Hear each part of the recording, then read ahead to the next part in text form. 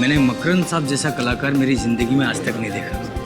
उनकी पेंटिंग में एक अजीब सी कशिश है जो देखने वाले को ऐसे आकर्षित करती है जैसे चुंबक सुई को आकर्षित करती है। लेकिन मुझे उनकी पेंटिंग से ज़्यादा अच्छी उनकी ये एब्स्ट्रैक्ट मूर्ति लगी। कहने को तो ये सिर्फ कांच की है, लेकिन देखने में ऐसा लगता है जैसे इसमें सचमुच जान हो।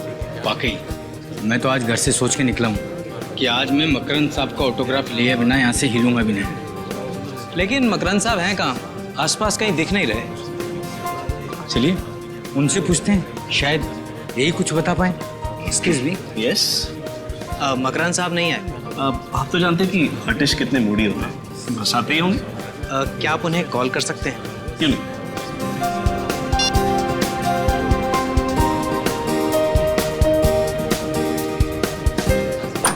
कलर कॉम्बिनेशन देखिए। बेटा बेटा दौड़ते नहीं बेटा, एग्जीबिशन।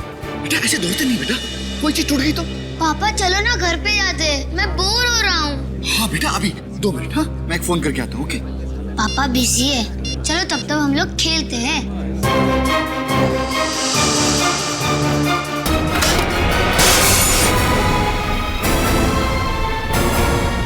अरे बाप रे, देखा तुम्हारी वजह से टूट गया ना। सॉरी पापा। लाखों का था। अरे मकरंद साहब को पता चलेगा तो बहुत गुस्सा हो जाएंगे।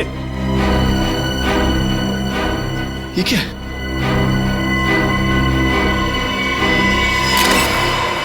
ओह माय गॉड, ये तो किसी इंसान की आंख है।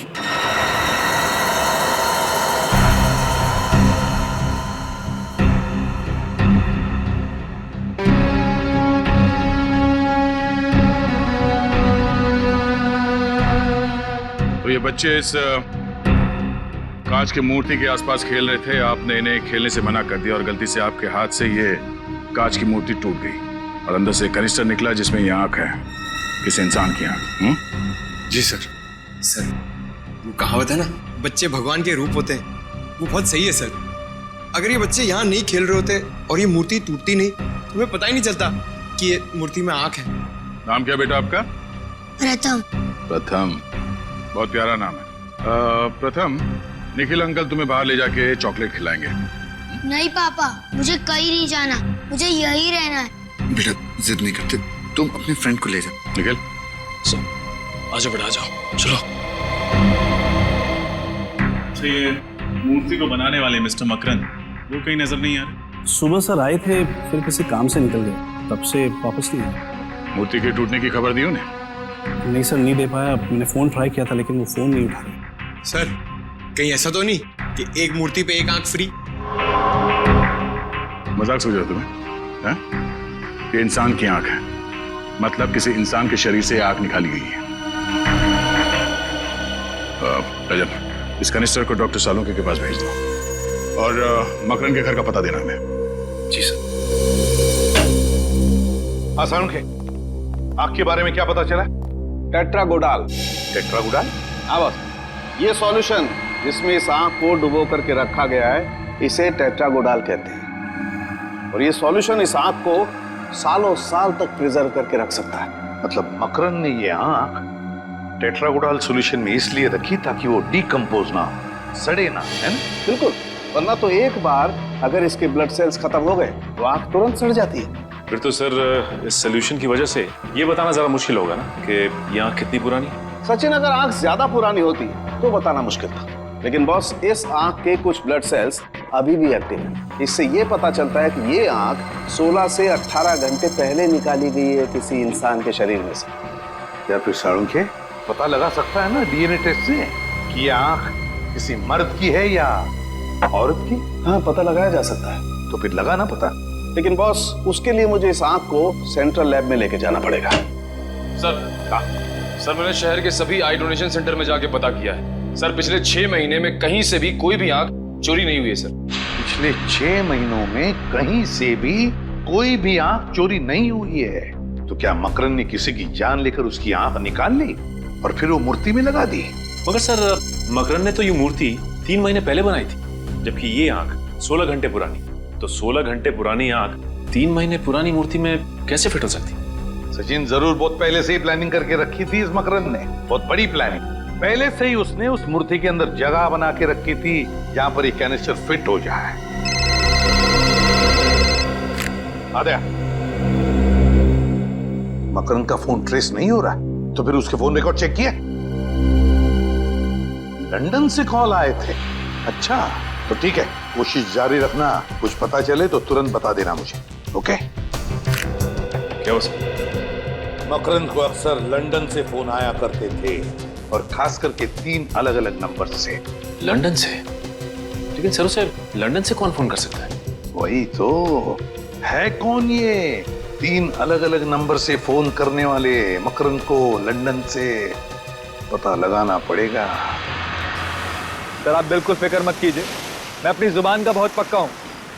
आपका पार्सल समय से पहले पहुंच जाएगा। अब मकरंद बाहर गया हुआ है, पता नहीं कब तक आएगा। हाँ, ठीक है, जैसे ही आएगा मैं उसको कह दूंगा कि आपसे बात कर लूँ। ओके जी, बाय।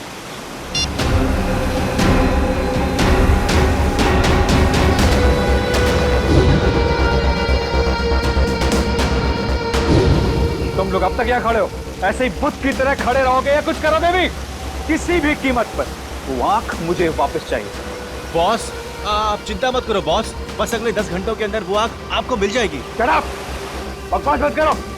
पिछले 12 घंटे से यही डायलॉग सुन रहा हूं मैं। मेरा एक एक मिनट बहुत कीमती है, समझे तुम लोग? बॉस आपको तो पता है कि वो आंख सीआईडी वालों के पास है, और सीआईडी वालों के हाथ से लेना मतलब मगरमच्छ के मुंह में हाथ डालने के बराबर है। बस कोशिश जारी है बॉस। कोशिश कोशिश कोशिश! तुम लोगों को अगर अपनी जान प्यारी तो सिर्फ 2 घंटे मुझे वो आंख चाहिए, सिर्फ 2 घंटे। क्लियर?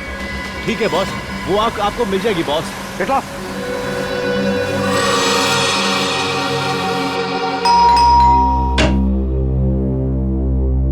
कौन आया होगा? लगता है साहब होंगे। आप लोग? मकरंद है घर में? नहीं, मकरंद साहब तो घर पर नहीं है। तो ठीक है, फिर तुम ही से मिल लेते।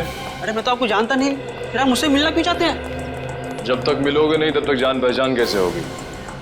सचिन, निखिल, देखो, हो सकता है घर में ही छुप के बैठा हूं। अरे मैंने बोला ना साहब घर पर नहीं है, ऐसे कैसे घुस रहे हैं आप लोग? सीआईडी से हैं हम। सीआईडी? हाँ, कुछ और बोलना है आप? नहीं साहब।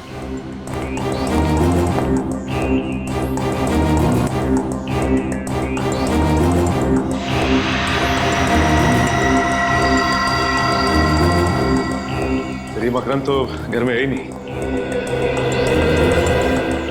कहाँ गया मकरंद? पता नहीं साहब, बताकर नहीं गए। और कब से घर नहीं आए तुम्हारे मकरंद साहब? कल सुबह जो निकले अब तक लौटे नहीं।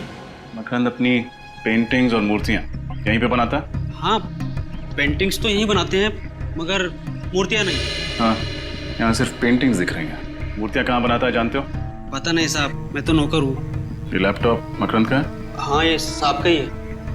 निखिल,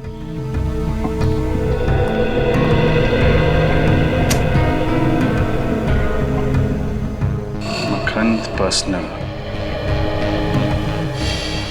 इस फोल्डर में कुछ होना चाहिए। ये देखो, पिछले 5 साल में मकरंद की पेंटिंग्स और मूर्तियां कितने में बिकी हैं, इसका पूरा ब्यौरा है इसमें।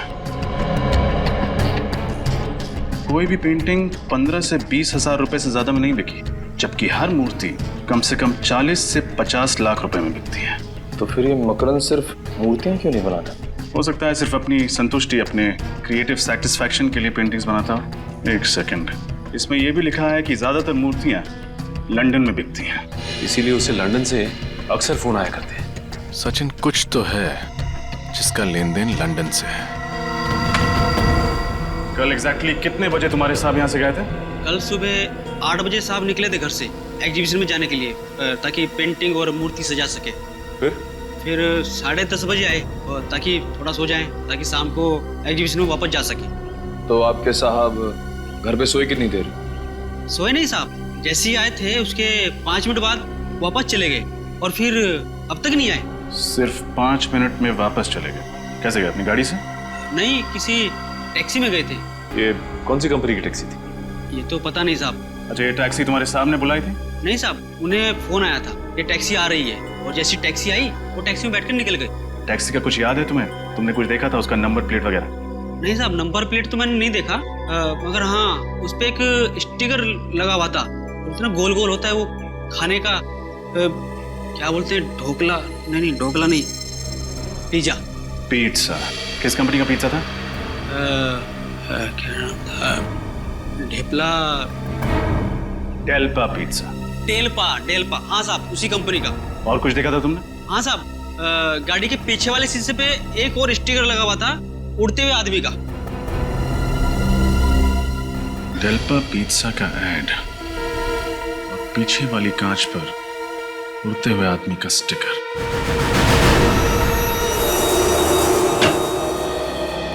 Excuse me. जी कहिए। हम सीआईडी से। सीआईडी? तो आपको भी अपनी गाड़ी पर स्टिकर्स लगवाने हैं? नहीं, हमें ऐसा कोई काम नहीं है। आप ये बताइए कि डेल्पा पिज्जा नाम की कंपनी के ऐड आपने कौन सी टैक्सीज में लगाए? डेल्पा पिज्जा? एक मिनट सर, इस ब्रांड के ऐड हमने एफिशिएंट टैक्सीज की गाड़ियों पर लगवाए थे। Efficient taxis? जी। कुल कितने टैक्सीज में लगाए थे आपने ये स्टिकर? सर यही कोई 70 टैक्सीज थी। अच्छा, इनमें से किसी एक टैक्सी के पीछे वाले कांच पर कोई ऐसा स्टिकर लगा होता है एक ऐसे इंसान का जो हवा में उड़ रहा है? इंसान जो हवा में उड़ रहा हो? नहीं सर, ऐसे तो कुछ याद नहीं आएगा, पर हाँ हो सकता है मेरे स्टाफ में किसी को पता हो। समीर, आशीष, आनंद, मनीष, एक मिनट इधर आओ। हमने एफिशिएंट टैक्सीज के ऊपर जो डेल्पा पिज्जा के ऐड लगवाए थे, क्या उनमें से कोई टैक्सी ऐसी है जिसके पिछले वाले कांच के ऊपर कोई ऐसा स्टिकर है जिसमें कोई इंसान हवा में उड़ रहा हो? हाँ सर, ऐसा स्टिकर तो भोला की टैक्सी पे था। भोला सर? भोला? ये भोला कहाँ मिलेगा? यहीं सर, आज वो सारी टैक्सियां फिर से आ रही हैं नए ऐड लगवाने के लिए, तो भोला भी जरूर आएगा। वेरी गुड, चलो भोला का इंतजार कर लेते हैं। साहब, नए ऐड के स्टिकर तैयार है? हाँ तैयार हैं, आप अपनी टैक्सी के पास जाइए, मिल जाएंगे। जी साहब।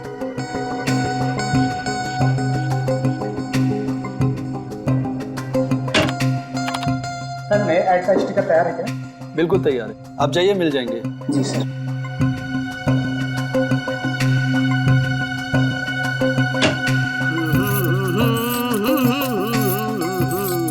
चलो साहब, जल्दी से नया ऐड लगा दो, पुराना ऐड देख देख के लोग पक गए, और मैं भी। चलिए हम आपको कुछ नया दिखा देते हैं। आप लोग कौन है? आपकी टैक्सी के पीछे एक स्टिकर लगा हुआ है उड़ते हुए आदमी का, है ना? अरे भाई, मैं उड़ते हुए आदमी का लगाऊं या गिरते हुए आदमी का लगाऊं, इसे आप लोगों को क्या लेना देना है? लेना देना तो है, हम लोग सीआईडी से हैं। सीआईडी? जी। आप इस आदमी को पहचानते हैं? ये इसको तो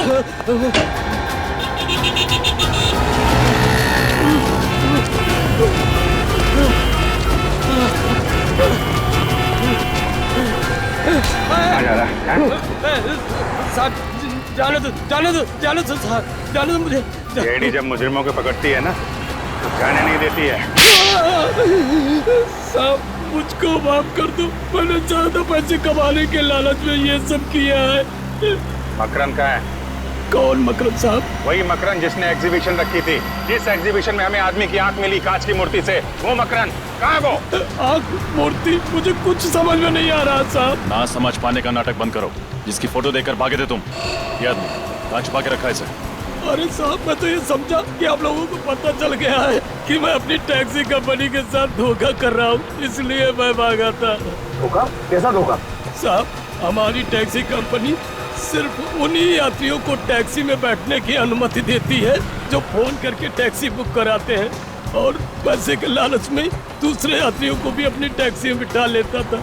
और साहब, ये आखिरी आदमी था जिसको मैंने अपनी टैक्सी में बिठाया था। ओह, तो तुम इसलिए भागे थे? हाँ साहब, मकरन के बारे में मुझे कुछ नहीं पता। और कब बिठाया था तुमने मकरन को टैक्सी में? साहब, कल सुबह 10 बजे फोन आया था, मुझे आरती नगर से फोन आया था कि टैक्सी चाहिए थी। मैं अपनी टैक्सी लेके वहाँ पहुँच गया था, बस, और कुछ नहीं जानता हूँ साहब। किस नंबर से फोन आया था? साहब, इस नंबर से फोन आया था साहब। हेलो, ये कहाँ का नंबर है? ओह, ओके, नहीं, thank you very much, thank you. Aarti Nagar के पीसीओ का फोन नंबर है ये। सर, मकरंद के नौकर ने कहा था कि उसने कोई टैक्सी बुक नहीं की थी। हो सकता है किसी और ने टैक्सी मंगवाई हो उसके लिए। हो सकता है मकरंद ने खुद फोन किया उस पीसीओ से जाके, ताकि जब कॉल रिकॉर्ड चेक हो तो किसी को उस पर शक ना हो। ये छोड़ा कहाँ था तुमने मकरंद? साहब, एनडी रोड पर गिलबर्ट आर्ट गैलरी है ना, उसी के सामने इसको छोड़ा था। सर मकरंद पहले आर्ट गैलरी में था, फिर वो घर गया था, फिर वो वापस आर्ट गैलरी क्यों जाएगा? गैलरी के बाहर उतरा था ना, सकते अंदर गया ना हो, क्योंकि सीसीटीवी फुटेज में तो दिखाई नहीं पड़ा। डॉक्टर साहब, हाँ डॉक्टर साहब, क्या? अरे आपको ज्यादा चोट तो नहीं लगी? आप कहाँ पे हो? आप वहीं पे रुको, हम लोग पहुंच रहे हैं। क्या हुआ सर? डॉक्टर सानोफी को चोट लग गई है, जल्दी चलो डीबी रोड। आप ठीक तो है ना? हाँ ओके। आप कहें तो आपको हॉस्पिटल ले चलूं? नहीं नहीं, मेरे साथ ही आते होंगे। वो आ गए, मेरे साथ ही आ गए। Oh my God, excuse me doctor साहब, संभाल के, आप ठीक है? हाँ विजय, मैं ठीक हूँ। खून निकल रहा है। Pankaj, first aid. Thank you very much, हम लोग आगे, हम संभाल लेंगे। Thanks a lot. सर ये सब हुआ कैसे? मुझ पर किसी ने वार किया, हमला किया किसी ने। हमला? किसने किया? पता नहीं अभिजीत, मैं वो आँख लेकर के जा रहा था सेंट्रल लैब DNA टेस्टिंग के लिए। ये गाड़ी आई और यहाँ आकर के मेरी गाड़ी को ब्लॉक किया उसने। ओके। उसमें से 4-5 लोग उतरे नकाब पहने हुए। हाँ। मेरे सर पे वार किया और आँख का कैनिस्टर लेकर के भाग गए। आँख चोरी हो गई? यार वो चोट की वजह से मैं बेहोश हो गया था तो। अरे नहीं डॉक्टर साहब, आप सही सलामत है, हमारे लिए वो ज्यादा इम्पोर्टेंट है। आँख तो हम लोग ढूंढ ही लेंगे। वैसे गाड़ी का नंबर देखा क्या आपने? हाँ, चोट लगने से पहले मैंने गाड़ी का नंबर देखा था। क्या नंबर है, याद है? गाड़ी का नंबर है ZPO 2979। ग्रेट डॉक्टर साहब। पंकज, पता करो RTO से किसका नंबर है। सर हमें आंख मिली मकरंद की बनाई हुई मूर्ति में। कालून के सामने जो गाड़ी देखी वो मकरंद की थी। हो ना हो इन सब के पीछे ये मकरंद ही है। हो सकता है। चलो चल के आंख भी वापस ले लेते हैं और सड़ों के साथ पर किए गए हमले का हिसाब भी। सर लगता है ये मकरंद अपने दूसरे घर से भी गायब हो गया है। या फिर हो सकता है अंदर छुपा। सोच के रहो। दया सर का नाम लो और तोड़ दो दरवाजा।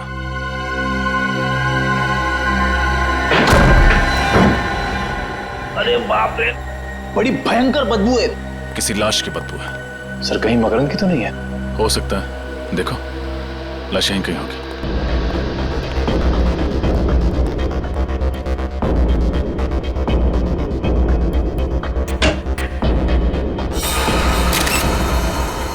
सर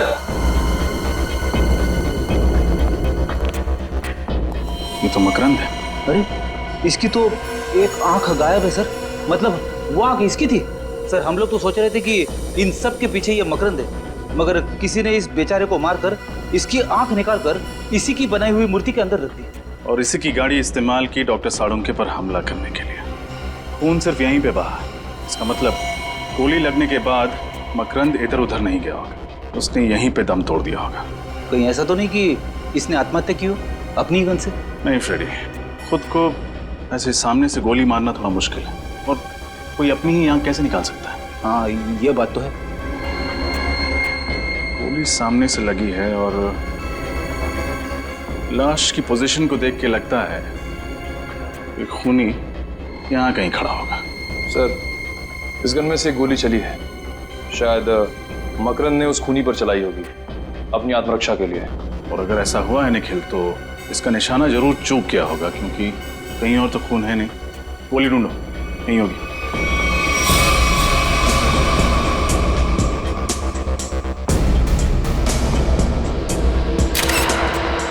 सर ये देखिए सर, गोली मिल गई।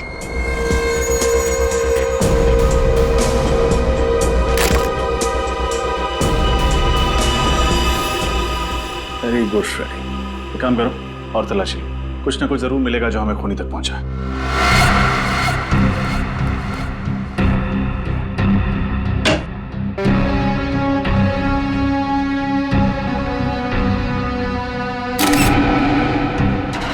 ये क्या है?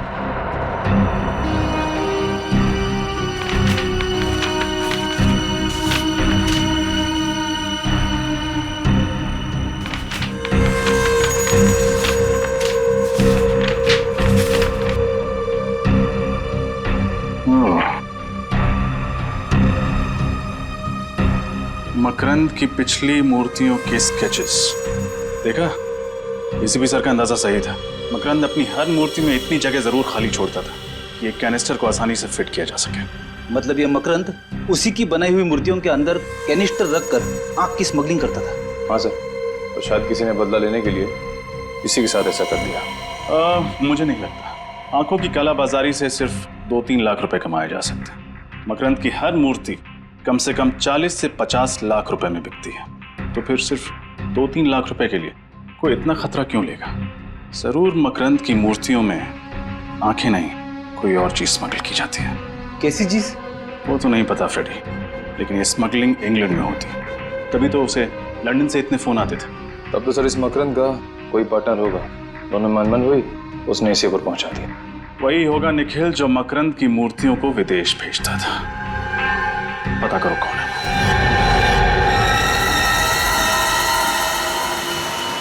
दो घंटे गुजर गए, पता नहीं बेवकूफ आंख चुरा भी पाएंगे या नहीं। अगर कहीं सीआईडी के हाथ लगे तो लेने के देने पड़ जाएंगे। बॉस, लेने के देने तो उस डॉक्टर साड़ोंखे को पड़ गए। बॉस, मैंने कहा था ना, मैं आपको निराश नहीं करूंगा। ये लीजिए आपकी कीमतियां। शाबाश रंगा, शाबाश। तू नहीं जानता कि तुमने कितना बड़ा काम किया। इसके लिए मैं तुम लोगों को इतने रुपए दूंगा कि गिनते गिनते बुढ़े हो जाओगे। बॉस, आप तारीफ कर रहे हैं या ताना मार रहे हैं? तारीफ कर रहा हूँ, तारीफ। तुम लोग यहीं रुको, मैं भी आता हूँ। ठीक है बॉस।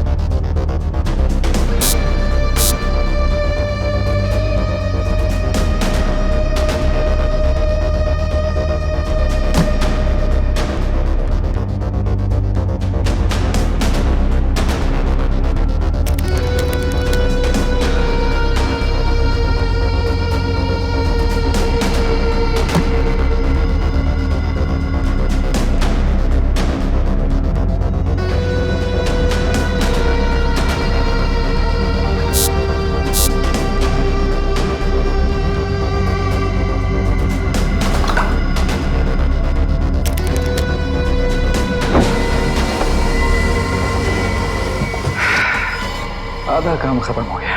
अब दुनिया की कोई भी ताकत मुझे सबसे अमीर बनने से नहीं रोक सकती।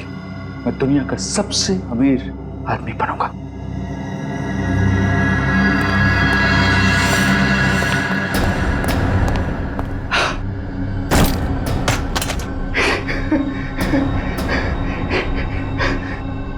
सब कुछ मेरा है, सब कुछ मेरा है।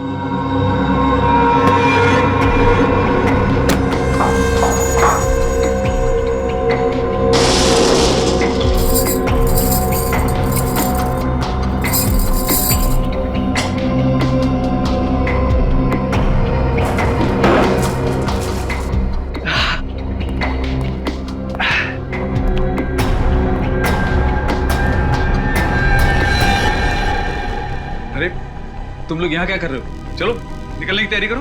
बॉस, हमारा हिस्सा? हिस्सा भी मिल जाएगा, जल्दी क्या है? मैं कोई भागा थोड़ी जा रहा हूँ। बॉस, माफ करना, पैसों के सामने कोई किसी का नहीं होता। मुझसे गद्दारी अभी देता हूँ हिस्सा।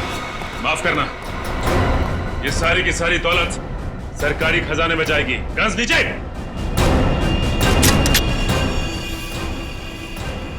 बहुत हो गया भागना तोड़ना। सर, मैं और मकरंद पार्टनर्स थे। मकरंद पेंटिंग से मूर्तियां बनाता था, मूर्तियों में हीरा छुपा देता था सर। फिर मैं उन हीरो को देश के बाहर लंदन ले जाता, उनकी तस्करी करता था सर। शर्म आनी चाहिए तुम्हें। अपने देश की संपत्ति स्मगल करके बाहर देशों में बेच रहे थे तुम। सर मुझे माफ कर दीजिए सर। माफ कर दीजिए। तुमने सिर्फ स्मगलिंग नहीं किया, बल्कि एक खून भी किया है। मकरंद का खून। मैंने जानबूझ के मकरंद को नहीं मारा सर, सिर्फ बल्कि वो मुझे मारना चाहता था सर। मैंने तो सिर्फ अपनी आत्मरक्षा में सर उस पर गोली चलाई। पूरी बात बताओ, क्या हुआ था मकरंद के घर में, बताओ। उसने मुझे अर्जेंटली अपने घर में बुलाया। वो कह रहा था कि उसे कुछ मुझे जरूरी बात कर रही है, लेकिन जब मैं उसके घर पहुंचा तो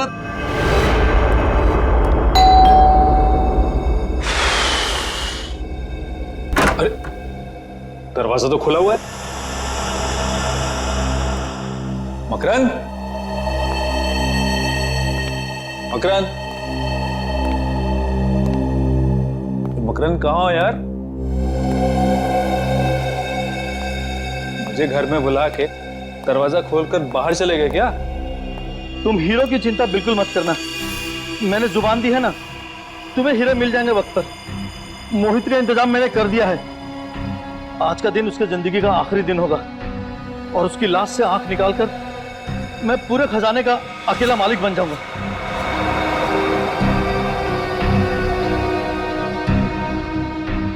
मेरी नहीं,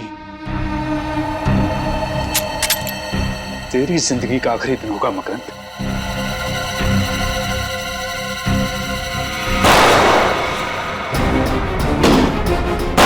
मुझे मारेगा, मुझ पे गोली चलाएगा तू?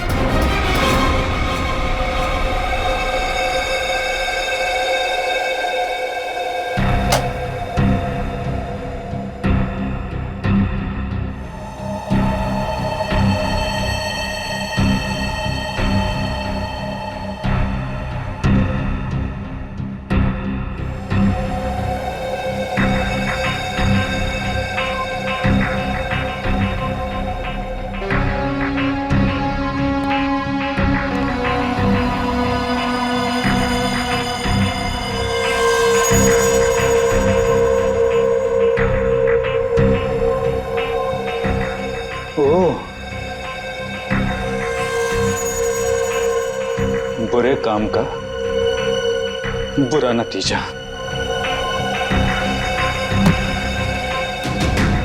अब जो तू मेरे साथ करने वाला था, मैं तेरे साथ करूंगा।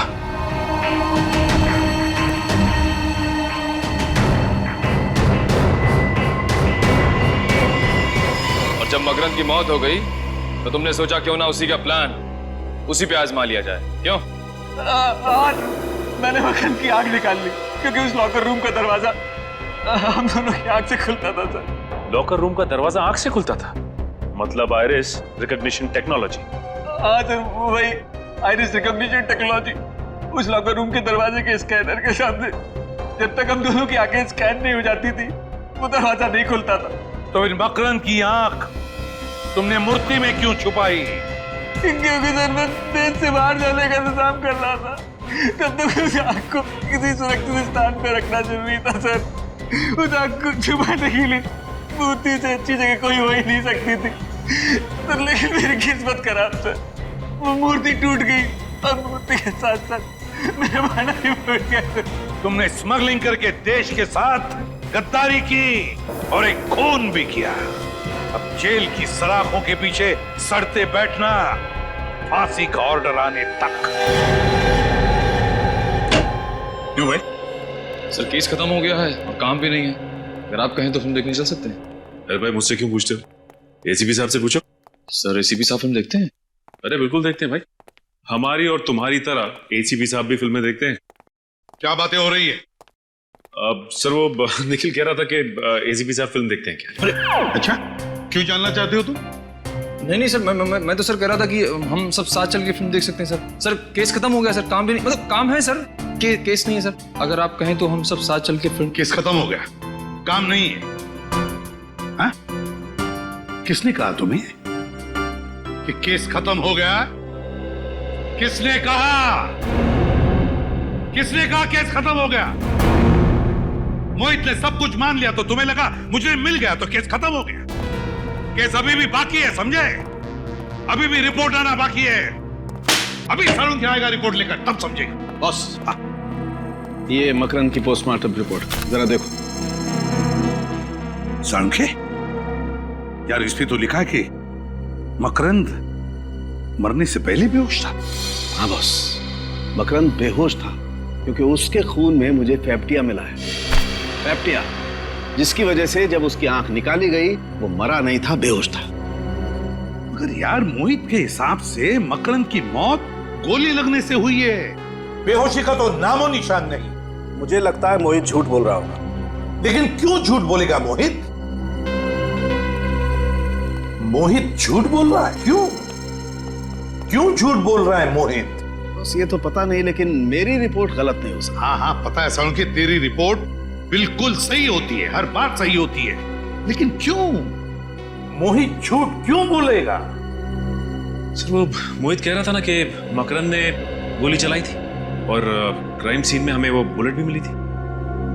सचिन, फोरेंसिक रिपोर्ट के मुताबिक मकरंद के हाथों पर कहीं पर भी गन पाउडर के निशान नहीं है गन पाउडर के निशान। बिल्कुल कहीं भी गन पाउडर नहीं है। सर कहीं मोहित खुद के सारे इल्जाम लेकर किसी को बचाने की कोशिश तो नहीं कर रहा है? अरे वाह, अब सोचने लगे। अभी तक तो कह रहे थे कि केस खत्म हो गया, कोई केस नहीं है। क्यों? अब समझे इतना आसान नहीं।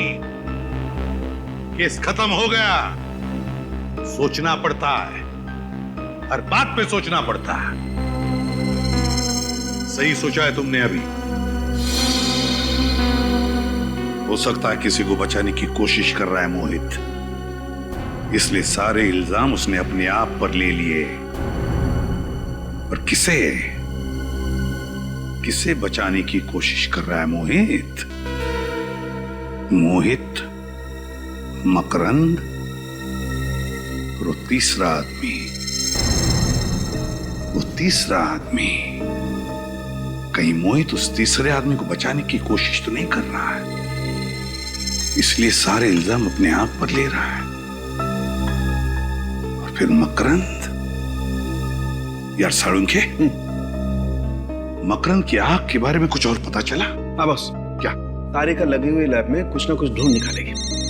एक मिनट। हाँ, तारिका को याद करे तो तारिका का फोन। हाँ तारिका, हेलो तारिका।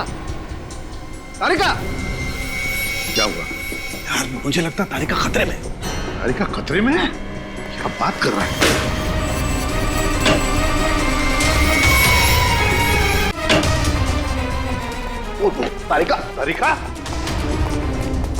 तारिका, पानी लाओ, जल्दी पानी लाओ, पानी लाओ।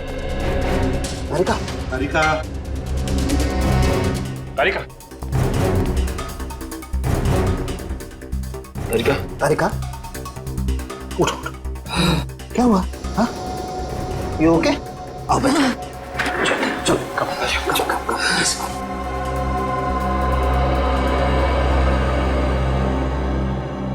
थोड़ा पानी पी लो।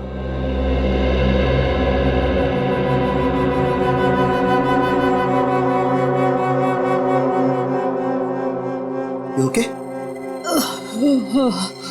क्या हुआ? कैसे हुआ ये सब? सर, वो आंख लेके चला गया। आंख लेके चला गया? जिस बात का डर था वही हुआ। फिर से आंख चुरा के लेकर गए। वो आंख टेस्ट कर रही थी, दरवाजे पे एक आदमी आया। उसने प्यून के कपड़े पहने हुए थे। उसने मुझे कहा कि सालों के सर ने आंख मंगवाई है। मुझे उसी वक्त उस पर शक हुआ और मैंने आपको तुरंत फोन लगाया। फिर मैंने जैसे ही आपसे बात की, उसने मुझे क्लोरोफॉर्म सूंघा और मैं बेहोश हो गई। और अब सर सारा पैसा, सारा सोना हमारे हाथ लग चुका है, फिर ये आंख किसी को क्यों चाहिए होगी? और भी कोई राज जुड़ा हुआ है उस आंख के साथ।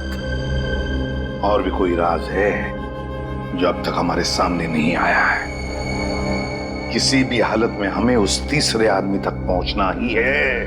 पहुंचना है उस तीसरे आदमी तक। सर ये जो तीसरा आदमी है वो इस राज के बारे में अच्छी तरह से जानता है, इसीलिए उस आंख के पीछे पड़ा हुआ है सर। सचिन, और वो पूरा राज उस बंद लॉकर रूम के अंदर छुपा है। उस बंद लॉकर रूम के अंदर। सर पूरे शहर में ऐसी एक ही कंपनी है जो आयरिस लॉकर बनाती है। तो फिर चलो वहीं चलते हैं।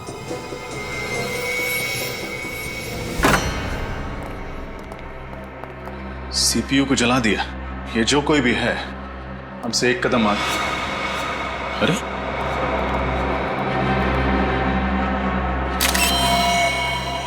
इन्हें तो गोली मारी गई है।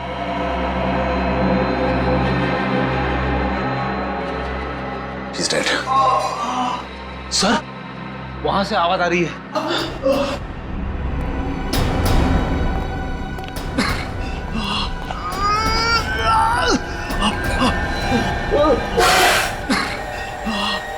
आप लोग कौन? घबराइए मत, हम लोग सीआईडी से। आइए बैठिए। संभाल के। निकल पानी। मुझे बचा लीजिए, मुझे गोली लगी। घबराइए नहीं, आपको कुछ नहीं होगा। फ्रेडी एम्बुलेंस को फोन करो जल्दी। पानी ये लीजिए, पानी पीजिए आराम से।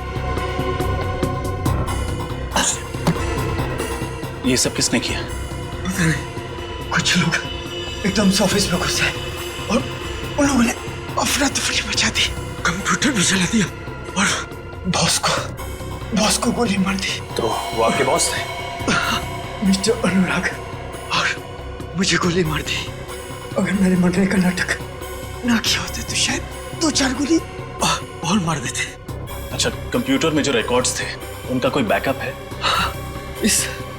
इस रूम के ठीक सामने कॉन्फ्रेंस रूम में टेबल के नीचे की तरफ हार्ड डिस्क छुपा के रखे हुए। भगवान करे वो सुरक्षित हो। एम्बुलेंस आ गई। निखिल इन्हें हॉस्पिटल पहुंचा। संभाल के। कुछ नहीं होगा। फ्रेडी इस रूम के सामने एक कॉन्फ्रेंस रूम है, वहां टेबल के नीचे एक हार्ड डिस्क होनी चाहिए। लेकर आ। इस रूम के सामने एक कॉन्फ्रेंस रूम है, वहां टेबल के नीचे एक हार्ड डिस्क होनी चाहिए। लेकर आ।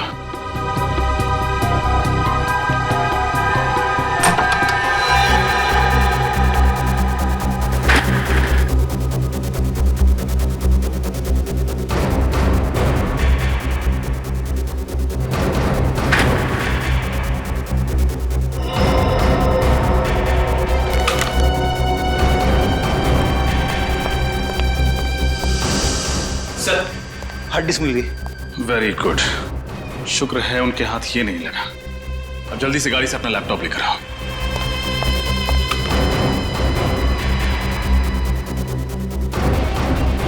लैपटॉप ये लो, इस हार्ड डिस्क को लैपटॉप से कनेक्ट करो। सारे फाइल्स सर्च करो, देखो मकरंद कुमार के रिकॉर्ड्स कहाँ हैं।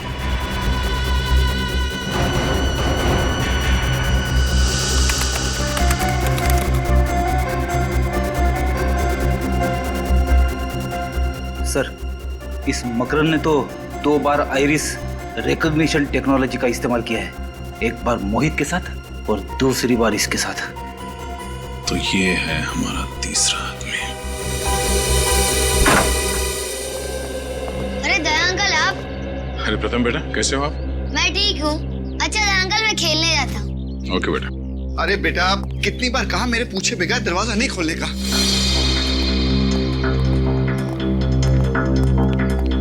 सर आप लोग केस सॉल्व हो गया क्या? हाँ, उसी खुशी में मिठाई खिलाने आए। मिठाई? बहुत अच्छा हुआ तुम्हारा बेटा बाहर गया, वरना उसके शरीफ पिता का असली चेहरा उसके सामने आ जाता। अरे बेटा ना, ना। मिठाई नहीं खाओगे? मोहित से पहले मकरंद का पार्टनर मैं था। एक दिन उसे शक हुआ कि स्मगलिंग के पैसे में से मैं पैसे चुरा रहा हूँ और उसने सारा पैसा उस लॉकर रूम में बंद कर दिया। 5 साल पहले मकरंद और मेरा झगड़ा हो गया और उसने मोहित को अपना पार्टनर बना लिया। इसकी वजह से तुम्हारा करोड़ों का माल उस लॉकर रूम में कैद हो गया। हाँ सर, मैंने सुलह करने की बहुत कोशिश की लेकिन वो नहीं माना। मैंने मिन्नत की लेकिन वो फिर भी नहीं माना। फिर एक दिन मैं मकरंद के घर पहुंच गया।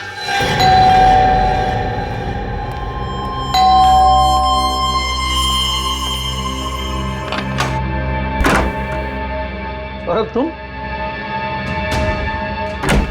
आज मैं सौरभ नहीं तेरी मौत बन के आया हूँ। ये सब क्या है सौरभ? ये ले पढ़ इसको। ठीक है, तो प्लीज प्लीज गोली मत चलाना। एक शर्त पर, इसे जोर जोर की पढ़ और सुन, जब तक मैं रुकने के लिए नहीं बोलूं पढ़ते रहना, समझे? ओके। तुम हीरो की चिंता बिल्कुल मत करना, मैंने जुबान दी है ना, तुम्हें हीरो मिल जाएंगे वक्त पर। मोहित का इंतजाम मैंने कर दिया है। आज का दिन उसकी जिंदगी का आखिरी दिन होगा और उसकी लाश से आंख निकालकर मैं पूरे खजाने का अकेला मालिक बन जाऊंगा। ये सब क्या है? ये है मेरा फैसला। कौन सा फैसला? या तो तू मर जा या फिर तू मोहित को मारकर उसके पैसे को बराबर से बांट ले, समझा? ओके ठीक है। चल मोहित को फोन लगा, और कोई होशियारी नहीं, समझे? हाँ हेलो, हाँ मोहित, हाँ क्या तुम इस वक्त मेरे घर आ सकते हो? कुछ जरूरी बातें करनी है। नहीं मैं फोन पे नहीं बता सकता, प्लीज तुम मेरे घर आ जाओ। ओके गुड, अब तुझे इनाम मिलेगा। इनाम?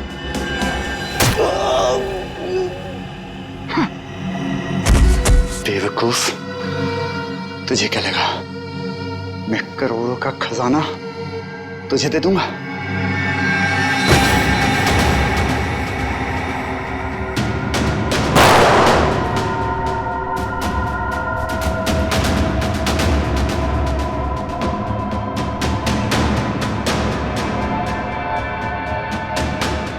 फिर मैंने मोहित के आने का इंतजार किया।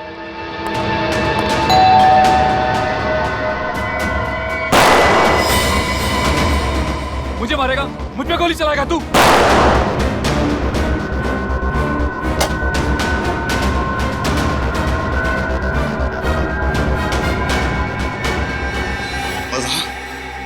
वहां मोहित ने मकरंद की आंख निकाल ली। फिर मैंने मोहित का पीछा किया। उसने वो आंख उसी मूर्ति में छुपा दी जिसमें मकरंद अपने हीरे छुपाया करता था। फिर एग्जीबिशन में अपने बेटे को रोकने के बहाने उस मूर्ति को धक्का दे दिया ताकि वो आंख सबके सामने आ जाए और आप लोग इन्वॉल्व हो जाए। तुम हम लोगों को इस प्लान में क्यों शामिल करना चाहते थे? क्योंकि मैं एक ही तीर से दो शिकार करना चाहता था। एक तरफ मैं सारा खजाना हड़पना चाहता था और दूसरी तरफ मैं चाहता था कि मकरंद के खून में मोहित फंस जाए और मुझ पर कोई आश ना है। तुम जानते थे कि खजाने के लिए मोहित हमसे वो आग चुरा लेगा और तुम मोहित पे हमला करके उससे उसका खजाना चुरा लोगे और वो आग भी, और दोनों खजाने के मालिक बन जाओगे। हाँ, मेरा प्लान कामयाब भी हो गया था। मोहित ने डॉक्टर सालुंके से वो आग भी चुरा ली थी। उसने अपना सारा पैसा भी निकाल लिया था।